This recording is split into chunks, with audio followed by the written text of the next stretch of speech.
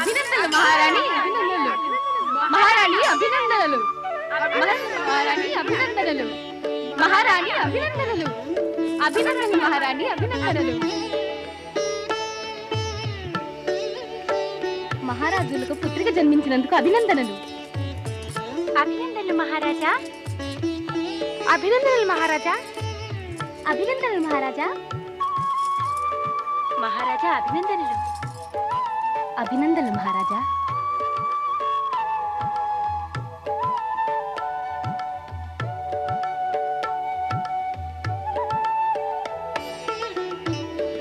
మహారాణి,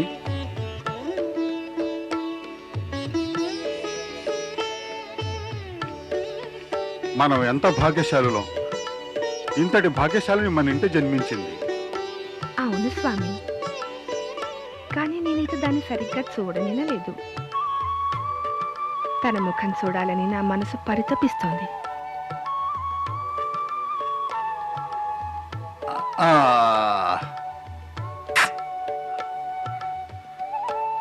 మైనారాణి, ఈమె ఇక నీ పుత్రికి. కావలసినప్పుడల్లా చూసుకో, కావలసినంతసేపు చూసుకో. ఇక నువ్వు ఈమెను చూసుకో. నేను మహామంత్రికి ఈమె జన్మదినోత్సవపు ఆదేశాన్ని ఇచ్చి నా ప్రజలను నా సంతోషంలో పాలు పంచుకోమంటాను.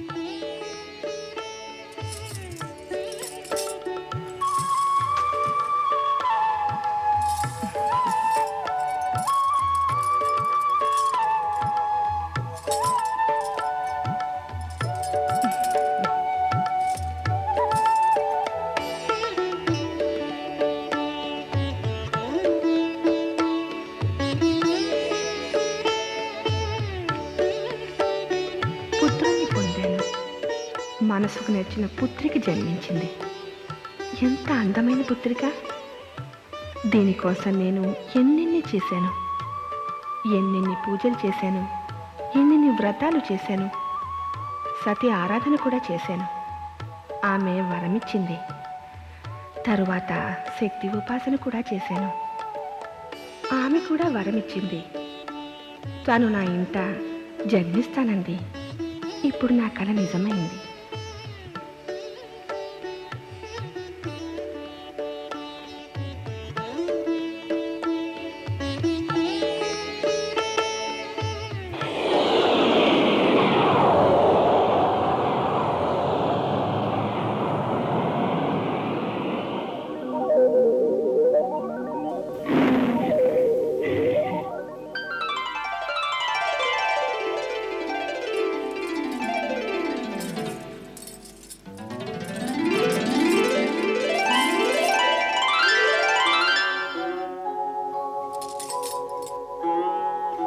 అమ్మా జగన్మాత, నీకు జయం. నేను ఈ జగత్తులో నీ జయ జయకారాలకే ప్రత్యక్షమయ్యాను. నీవు శ్రద్ధాభావనతో, భక్తితో నాకై తపస్సు చేశావు. ఇలా నన్ను పుత్రిక రూపంలో పొందాలని కోరుకున్నావు. నీ మనోవాంఛ పూర్తయింది.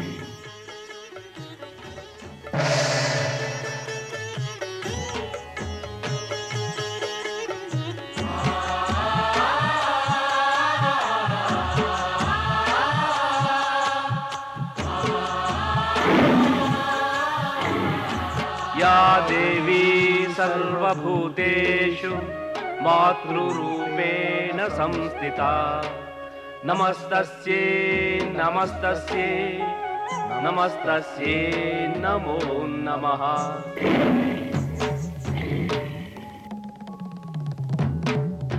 మైనా, నీవు ఈ జగత్తులో అందరికన్నా భాగ్యశాలివని మాటలు. అవును మైనా, సాక్షాత్తు శక్తియే నీ గర్భాన జన్మనెత్తింది. జగన్మాత భవిష్యత్తులో శివుని అర్థాంగిని అయి జగత్తులో అనేక విధములైన లీలలను చూపుతుంది. మేము మాతను దర్శించాలని, నీ భాగ్యాన్ని కొనియాడాలని, నీకు అభినందనలు ఇవ్వాలని వచ్చాం.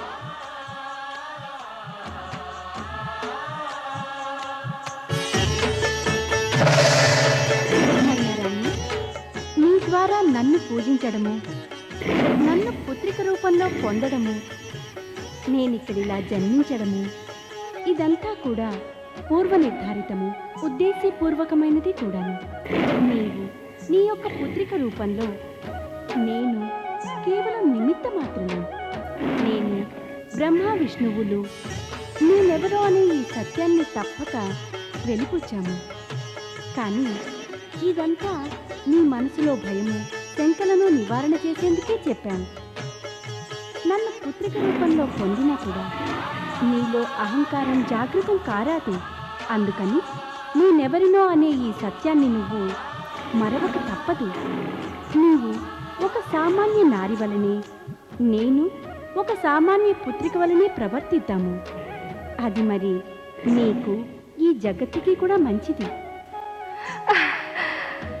అమ్మా జగన్మాత నీకు జయము.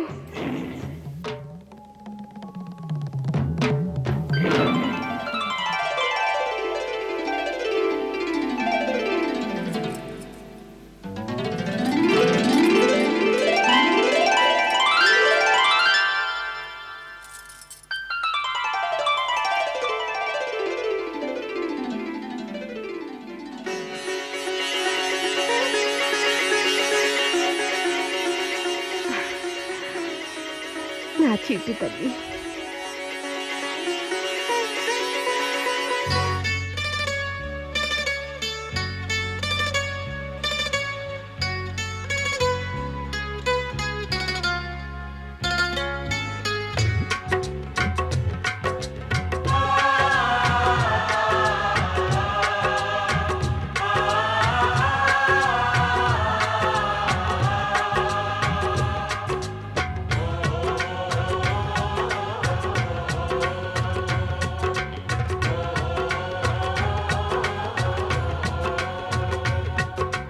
ఎన్నో రోజులు వస్తాయి,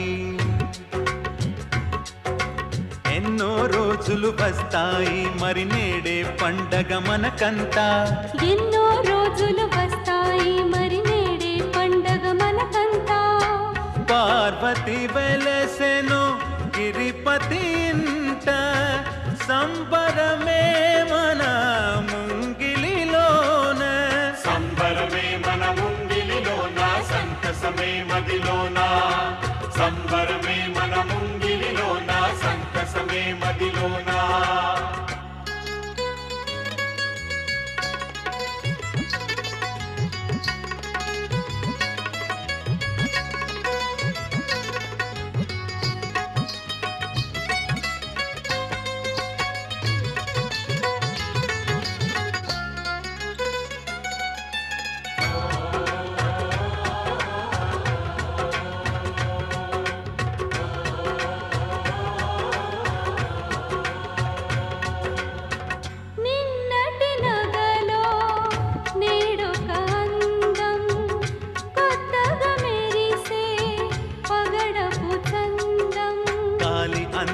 నూతన రవళి నవ్య రాగముల భోగిన మురళి. కాలి అందియల నూతన రవళి నవ్య రాగముల భోగిన మురళి.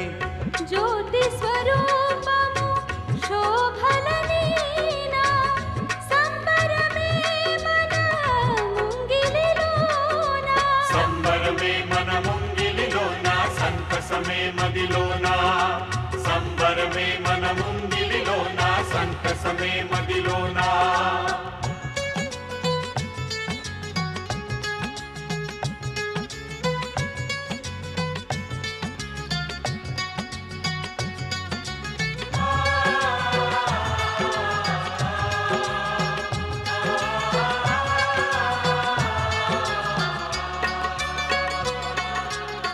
సూర్యుడు తేజము కురింప, చంద్రుని వెన్నెల హాయిని నింప.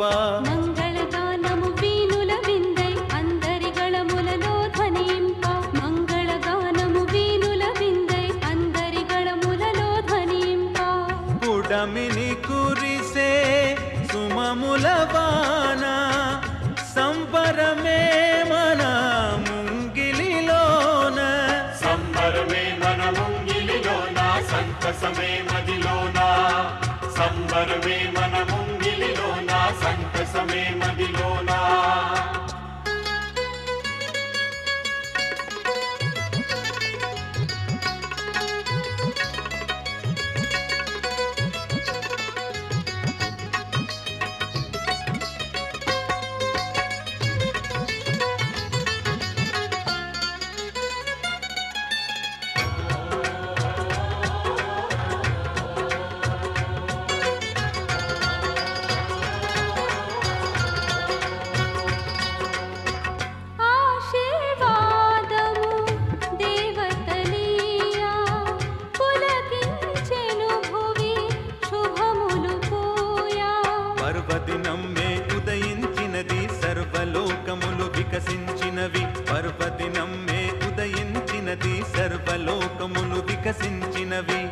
వెలిగెను నింగి కాంతులతోన సంబరమే మన ముంగిలిలోన సంబరమే మన ముంగిలిలోన సంతసమే మదిలోన సంబరమే మన ముంగిలిలోన సంతసమే మదిలోన ఎన్నో రోజులు వస్తాయి మరి నేడే పండగ మనకంతా పార్వతి వెలసెను గిరిపతింట సంబరమే మన ముంగిలిలోన సంబరమే మన ముంగిలిలోన సంతసమే మదిలోన సంబరమే మన ముంగిలిలోన సంతసమే మదిలోన సంబరమే మన ముంగిలిలోన సంతసమే మదిలోన సంబరమే మన ముంగిలిలోన సంతసమే మదిలోన నారాయణ నారాయణ శ్రీమన్నారాయణ నారాయణ నారాయణ. అభినందనలు హిమవంత, అభినందనలు. మేము విన్నది మీ కన్య సుందరియే కాక భాగ్యశాలి అని కూడా. భాగ్య నిర్ణయం భవిష్యత్తే చేస్తుంది దేవర్షి. ఆమె జన్మించడమే అద్భుతంగా జరిగింది. సంపూర్ణ వాతావరణంలో దివ్య శోభ వ్యాపించింది. మనస్సు పరవశించింది, తనువు పులకరించింది. అంటే అన్ని దివ్య గుణాలు ఉన్నట్టే. అదేదో తమరే నిర్ణయించాలి. హిమవంత, నేనిప్పుడు ఇక్కడికి నిర్ణయాలు చేయడానికి కాదు, దర్శనార్థినై వచ్చాను. దర్శనార్థమా? ఎవరి దర్శనం?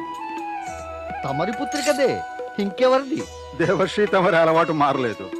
తమరెప్పుడూ వినోదంగా పరిహాసంగా మాట్లాడతారు. మరి తమరు బ్రహ్మమానస పుత్రులై ఉండి కూడా ఒక నవజాత శిశువు దర్శనం కోరుతున్నారా? ఇది మరీ విడ్డూరంగా ఉన్నదే. నా లెక్కన తమరి దర్శనము ఆశీర్వాదాలతో మాకు శిశువుకు పుణ్యం లభిస్తుంది. ఎందుకు అనర్థం కోరుకుంటారు హిమవంత? తమరి పుత్రికకు నా ఆశీర్వాదమా? నారాయణ నారాయణ. దేవర్షి, తమరు మా శుభం కోరేవారు, మా క్షేమం కోరతారు, మమ్మల్ని అభినందించవచ్చారు. మరి మా పుత్రికను ఆశీర్వదించరా తమరు? ఎవరు క్షేమం కోరుతారో, ఎవరు ఆశీర్వదించడానికి అర్హత కలిగి ఉంటారో దీన్ని నిర్ణయించేది భవిష్యత్తు మాత్రమే. అయితే మీరు నిర్ణయాల మాయాజాలంలో పడ్డారా? నారాయణ నారాయణ. ఈ విషయమే మాయతో నిండినటువంటిది హిమవంత. సరే దేవర్షి, ఇక వచ్చి పాపను ఆశీర్వదించండి. రాజా, నేను ఆశీర్వాదం ఇవ్వటానికి కాదు, పొందటానికి వచ్చాను. తమరికిది తెలియదా? జగతిలో ప్రతి కన్య జగన్మాతకు ప్రతిరూపమే. తమరేం చెప్పినా దేవర్షి, నేను దానికి ఒప్పుకుంటాను. ఒప్పుకుని తమరికి నివేదించేది ఏమిటంటే, పదండి, జగన్మాతను దర్శించండి. సాంప్రదాయం చెప్పేది ఇదే. పదండి, జగన్మాతను దర్శించుకుందాం. రండి.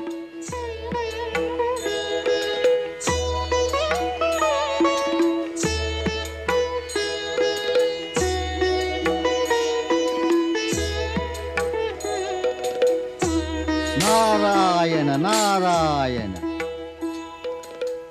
ప్రణామం దేవర్షి, నా నమస్సు స్వీకరించండి. మంగళమస్తు. అయితే మీరు బాలికను ఆశీర్వదించవచ్చారా? లేదు మహారాణి, లేదు, నేను అభినందించడానికి వచ్చాను. అయితే అభినందనలతో ఆశీర్వాదం ఇవ్వండి. నారాయణ నారాయణ. ఎలా చెప్పమంటారు ఈ సత్యాన్ని సుస్పష్టంగా? ఎలాంటి సత్యం దేవర్షి? ఈ జగతిలోని ఆ గొప్ప సత్యం ఇక జరగబోతున్నది. ఆహాహా, ఎంత అందమైన పాప!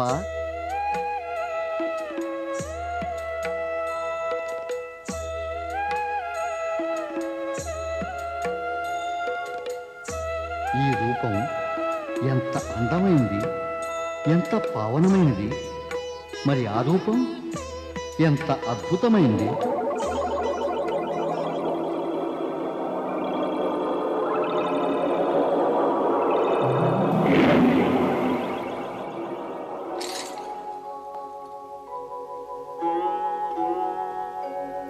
నారదా, నేను శక్తి ఒక రూపాన్నని ఏవో సంకేతాలు నీ నోటి వెంట పదే పదే వినవస్తున్నాయి. కానీ జాగ్రత్త, ఈ రహస్యం చెబితే యోచన ఉద్దేశము రెండింటికి మార్గావరోధం వస్తుంది. హిమవంతుడికి మైనారాణికి ఈ సత్యం తెలియకూడదు. వారిని సామాన్య మాతాపితలుగానే ఉండిపోని. తమ ఆజ్ఞానుసారమే.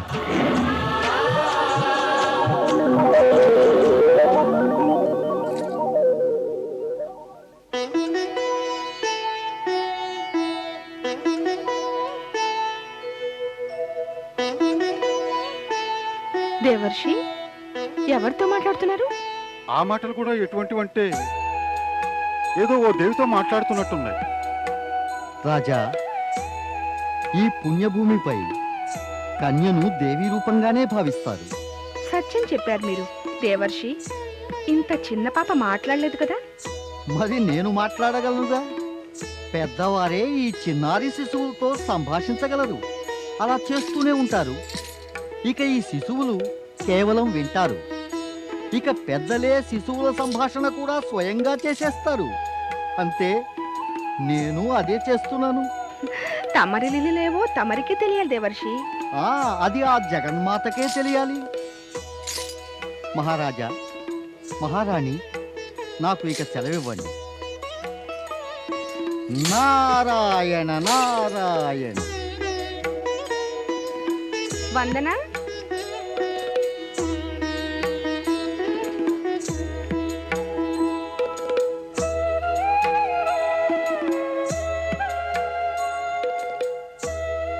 ఎంత అందంగా ఉంది పాప. దేవర్షి సత్యం పలికారు.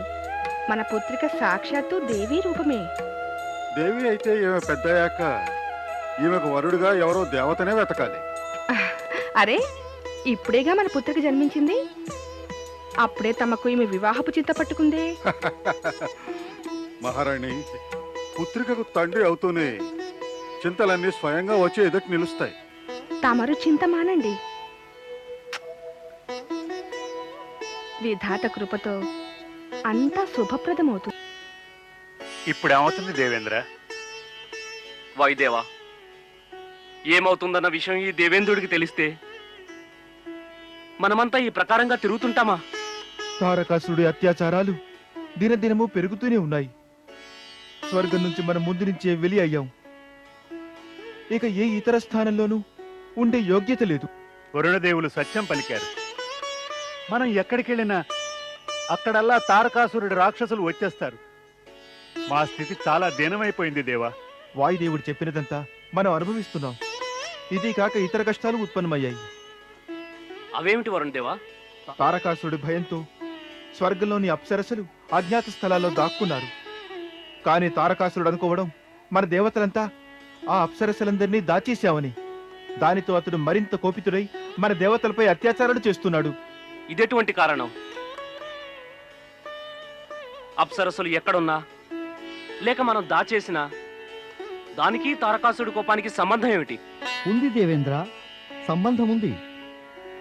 తారకాసురుడు స్వర్గలోకపు ఐశ్వర్యాలని పొందదలుచుకున్నాడు. అతడికి అప్సరసలంటే కోరికుంది, అవసరము ఉంది. అవి ప్రాప్తించని కారణంగా అతడికి మన మీద కోపం.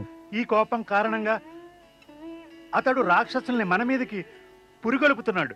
నారాయణ నారాయణ నారాయణ, శ్రీమన్నారాయణ నారాయణ నారాయణ, నారాయణ నారాయణ.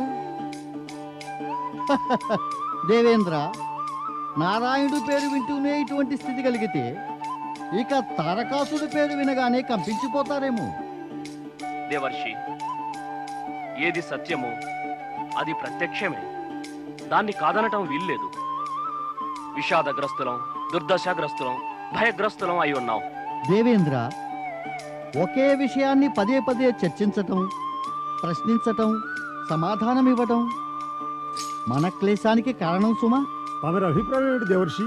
అదే ఎప్పుడూ ఉన్నదే. ఇది నా అభిప్రాయం కాదు. ఇదంతా విధి విధానం, ప్రకృతి నియమం కూడా. తమరంటున్నది స్పష్టం చేయండి దేవర్షి. అనేక మార్లు చెప్పాను. కానీ దానివల్ల లాభం మీ దేవతలకు కలగలేదు, జగతికి లేదు. తమరేదేదో అంటున్నారు దేవర్షి.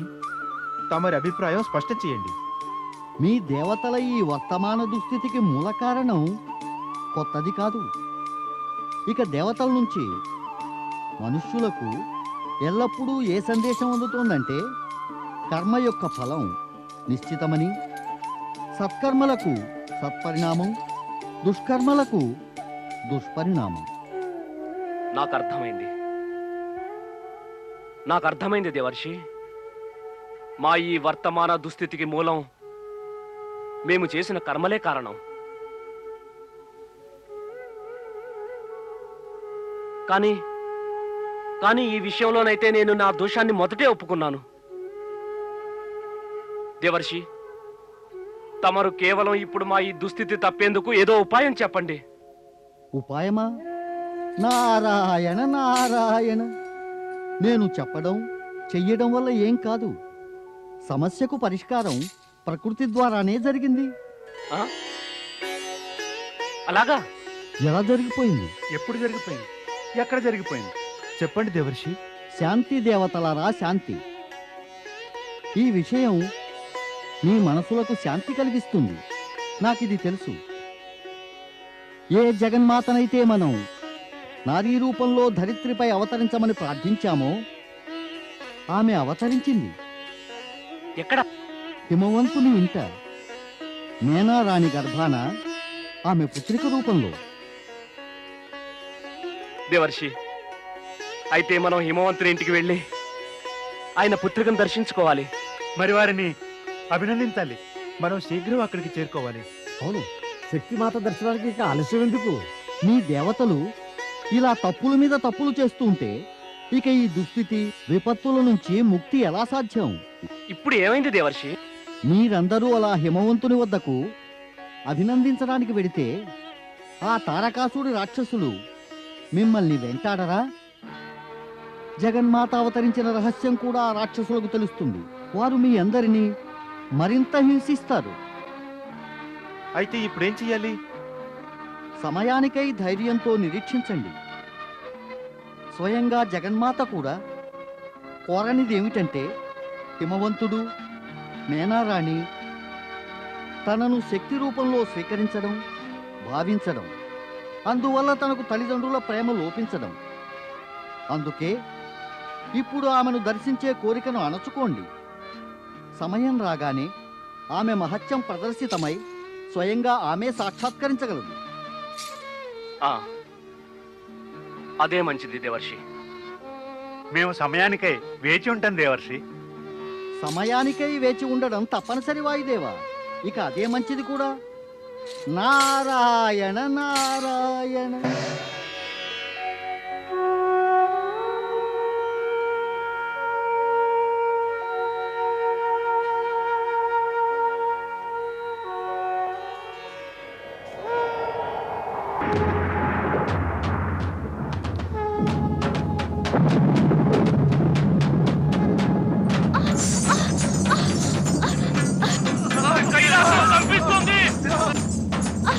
కైలాసం కదులుతోంది.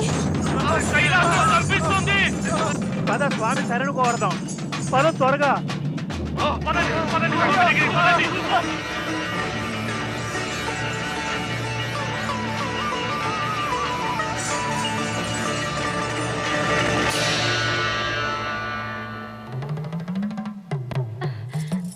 పుత్ర,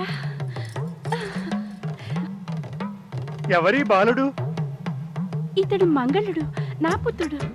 మరి తమరెవరి దేవి? అరే, నన్ను నేను పరిచయం చేసుకోవాలా? నేను పృథ్వీని, ధరిత్రిని, మిమ్మల్ని ధరిస్తున్న దానను. మంగళ, నా పుత్ర, నా బాబు.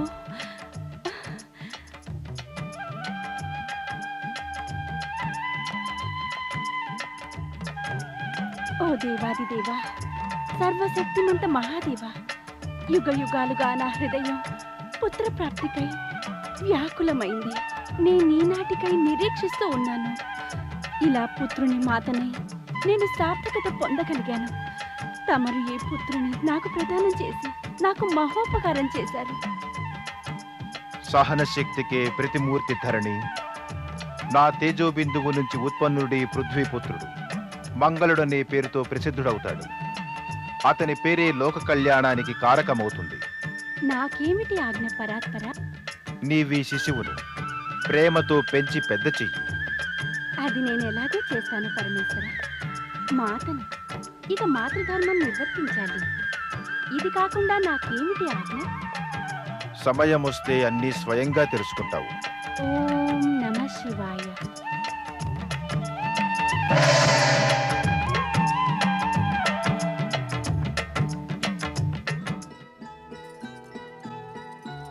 బజ్జో బజ్జో నా చిట్టి తండ్రి, బజ్జో నాయనా నా చిన్ని బజ్జో, బజ్జో నాయనా బజ్జో తండ్రి నా చిన్ని బజ్జో, బజ్జో బజ్జో బజ్జో నాయనా. ఉయ్యాల జంపాల, ఉయ్యాల జంపాల, జాజెక్కి కొండెక్కి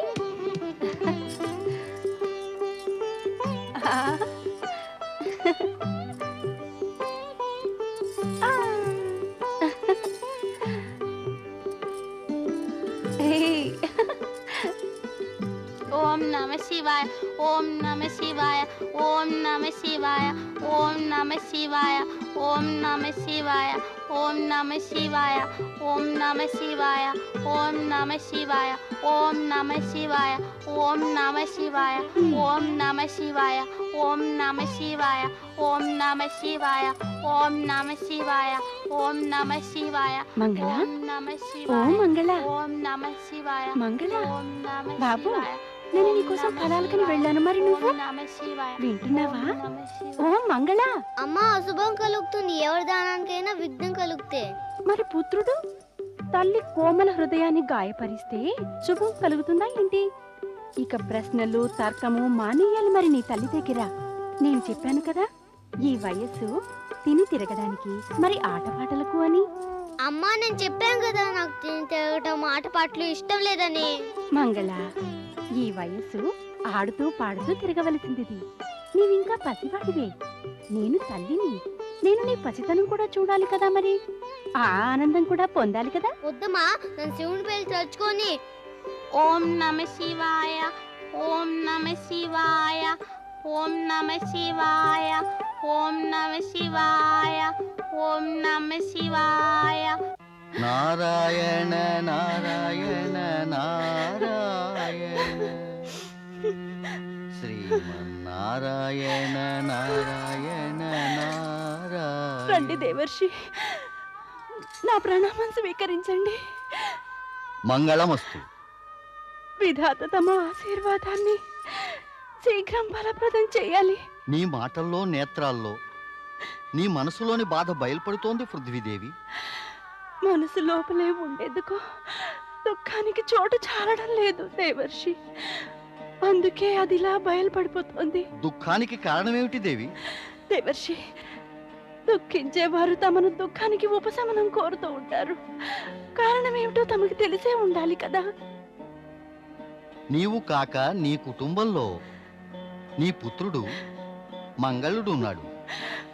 నేను అనుకోవడం అతనితోటి అభిప్రాయ భేదమే నీ దుఃఖానికి కారణమై ఉంటుంది. తమరు అనుకున్నది నిజమే దేవర్షి. కానీ మంగళుడు ఇంకా చిన్నపిల్లవాడే. ఈ వయసులో అభిప్రాయం భేదాలు రెండూ అతనికి అంటనివే. మీరనే అటువంటి అభిప్రాయ భేదాలు ఏమీ లేవు. దేవి, అభిప్రాయ భేదాలనే వాటిలో అనేక రకాలుంటాయనేది నాకు తెలిసినదే. కానీ అలాంటి ఉంటాయని నాకు మాత్రం తెలియదు. దేవర్షి, పరిహసించడం తమని స్వభావమే. కానీ ఈ సమయాన నేనెంతో దుఃఖిస్తున్నాను. దేవి, నీ దుఃఖంలో నేను పూర్తిగా భాగస్వామినే. కానీ నీ దుఃఖమేమిటో నాకు చెప్పలేదు. ఒక తల్లికి ఇంతకన్నా పెద్ద దుఃఖం మరేముంటుంది కనుక ఆమె పుత్రుడు ఆమె మమతకు ఏమాత్రం ప్రత్యుత్తరం ఇవ్వడు. ఆమెను అమ్మ అని పిలవడు. ఆమె మాతృత్వానికి ఏమీ విలువనివ్వడు. పుత్రుడిగా తన బాధ్యతను అర్థం చేసుకోడు. అరే రే రే రే, నీవు భూమాతవు, ఈ జగతికే తల్లివి. మొత్తం జగతిలోని మనుషులు, పశుపక్షులు, జీవరాశి అందరూ మమతలు పొంగే నీ ఒడిలో ఆనందంగా ఉన్నారు. నీవు భూమాతవై ఉండి కూడా ఒక చిన్న బాలుడిపై గంపెడాసలు పెట్టుకుని కూర్చున్నావా? నారాయణ నారాయణ, నువ్వు బాలుడు మంగళుడికి అన్యాయం చేస్తున్నావు. అన్యాయం నేను కాదు, నాపై ఆ బాలమంగళుడు చేస్తున్నాడు. వాడొక్కసారి అమ్మా అని పిలిస్తే విందామని నేను తప్పిస్తూ ఉన్నాను. శివుని ద్వారా ప్రాప్తించినటువంటి ఈ పుత్రుడు నేటిదాకా తన తల్లి పట్ల మమకారం చూపనే లేదు. దేవి, నీ హృదయం విశాలమే. నీవెందుకు బాలుడి ప్రవర్తనతో ఇంత గంభీరమవుతున్నావు? నీకు భక్తవత్సలుడు శివుని పట్ల కృతజ్ఞత ఉండాలి. ఆయన నీకు పుత్రుని ప్రసాదించి మంగళుడికి పృథ్వీపుత్రుడనే పేరు పెట్టాడు. మంగళుడు నీ పుత్రుడే. ఇక నీవు మంగళుడికి తల్లివి. ఈ నిజం ఈ జగతికంతా తెలుసు. ఈ నిజం నీకు ఇక నుంచి ఆనందకారకం కావాలి.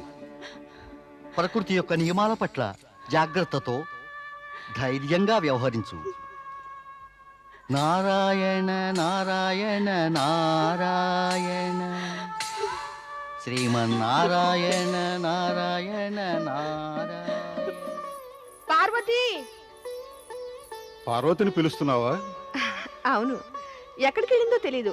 తన గదిలో కూడా లేదు. మహారాణి, నువ్విలా పార్వతిని పిలవటం చూస్తే ఆమె 2 ఏళ్ల పసిపిల్ల అనుకుంటారు. నీ కంగారు ఎలా అనిపిస్తోందంటే ఆమెను నువ్వు పొద్దున్నుంచి చూడనట్టుంది. మీరు తండ్రి కదా, తల్లి మనసు మీకేం తెలుస్తుంది? తల్లి మనసు కలిగిన ఓ పార్వతి మాత, విధాత నీకు మనసుతో పాటుగా మెదడు కూడా ఇచ్చాడుగా. ఆ మెదడుతో ఆలోచిస్తే నీకే తెలుస్తుంది. ఈ సమయంలో మన పార్వతి కులగురువు గర్గుని వద్ద చదువుకుంటోంది. ఓ అవును కదా, అది నేను మర్చిపోయాను. పార్వతి ఇప్పుడు అధ్యయనం చేస్తుంటుంది. కులగురు గర్గుడు ఆమెను చదివిస్తూ ఉంటారు. ఇప్పుడు తెలిసింది కదా. గురుదేవా, సాధకులందరూ ఓంకారం జపిస్తున్నారెందుకు? ఓం సర్వవ్యాప్తం. సర్వవ్యాప్తం అంటే ఏమిటి? అది విశ్వం అంతటా వ్యాపించి ఉంది. ఎక్కడా? ఓం అన్ని చోట్ల కనబడలేదే, ఎప్పుడూ చూడలేదే. ఓం గోచరమయ్యే వస్తువు కాదు, అర్థం చేసుకొని గ్రహించుకోవలసిన శక్తి. శక్తా? ఎలా తెలుస్తుంది ఆ శక్తి గురించి? ప్రాణి జననం నుంచి మరణం దాకా ఓం యొక్క శక్తి సత్యమనే రూపంలో వెంట ఉంటుంది. నాతో కూడానా? ఆ తమరితో కూడానా? ఆ కానీ గురువర్యా, ఆ శక్తి అనుభవం ఎప్పుడు కలగలేదే. అందులో విశ్వాసం ఉన్నవారికైతే వెంటనే కలుగుతుంది. కానీ ఈ ఓం విశ్వాసం లేకపోయినప్పటికీ మనిషిని వేడటం జరగదు. అది ఎలా గురుదేవా? జీవులంతా బాల్యదశలో తమ నోట సర్వప్రథమంగా పలికినప్పుడు అది ఆ ఊ మా ధ్వనిగా వెలువడుతుంది. ఆ ఊ మా కలిస్తే ఓం అవుతుంది. జీవితన మృత్యువుకు ముందు వృద్ధావస్థను చేరినాక అప్పుడు కూడా శరీర బాధతో బాధితుడై ఆ ఊ అమ్మా అంటే ఆ ఊ మాలతో ఓం పలుకుతాడు. అదేవిధంగా జననం నుంచి మరణం దాకా అతడు ఓంతో కలిసే ఉంటాడు. ఓం సర్వవ్యాప్తం. పార్వతి, ఓం సర్వవ్యాప్తం అనేది అర్థమైందా? అవును గురుదేవా, ఓం సర్వవ్యాప్తమే.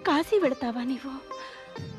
నీ తల్లిని ఒంటరిదాన్ని చేసి నీ పసితనం నుంచి తల్లిగా నీ ప్రేమను పొందడానికి నీటి నుంచి తీసివేసిన చేపలాగా గిలగిల్లాడుతున్న నేను ఇక నువ్వు నువ్వు నన్ను నా కర్తవ్యం నెరవేర్చని అమ్మా. కర్తవ్యమా? నీ కర్తవ్యమా? నీ తల్లి పట్ల నీ కర్తవ్యం ఏమీ లేదా తండ్రి? అమ్మా, ఈ తనువు ప్రాణము నీవిచ్చినవే కదా. నన్ను నీ జగతికి తెచ్చిన దానివి నీవే. నీ పట్ల నా కర్తవ్యం నుంచి నేను విముఖుణ్ణేలా కాగలనమ్మా. మరి నేనేం చెయ్యను? నేను వివశుణ్ణి. నా హృదయంలో శివభక్తి అనే చల్లని సెలయేరు ప్రవహిస్తుంది. అందులో మునిగి తేలకపోతే నాకు శాంతి లేదమ్మా. నీవు నా పట్ల ప్రసన్నరాలువేనమ్మా. ఒక్కమారు నన్ను ఆశీర్వదించు. నీ ఆశీర్వాదంతో నేను పరమేశ్వరుని అనుగ్రహం ఆవశ్యం పొందగలుగుతాను. ఆ పిదప నేను జన్మంతా నీ చరణాల వద్ద కూర్చుంటానమ్మా. ఒకమారు పరమేశ్వరుని దర్శనమైతే నా మనస్సుకు శాంతి లభిస్తుంది. అమ్మా, నేను కాశీ వెళ్ళటానికి ఆజ్ఞ, అది సఫలం కావాలన్న ఆశీర్వాదము ఇయ్యి. నీవు నన్ను ధర్మ సంకటంలో పడేశావు నాయనా.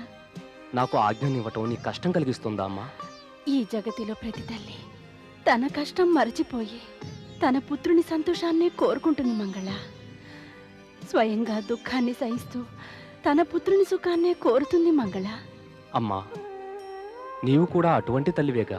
అందుకే నువ్వు కాశీ వెళ్ళడానికి అనుమతిస్తున్నాను. నే కోరేదల్లా నీ తపస్సు కోరికలు నెరవేరాలని. నీకు సిద్ధి ప్రాప్తించు.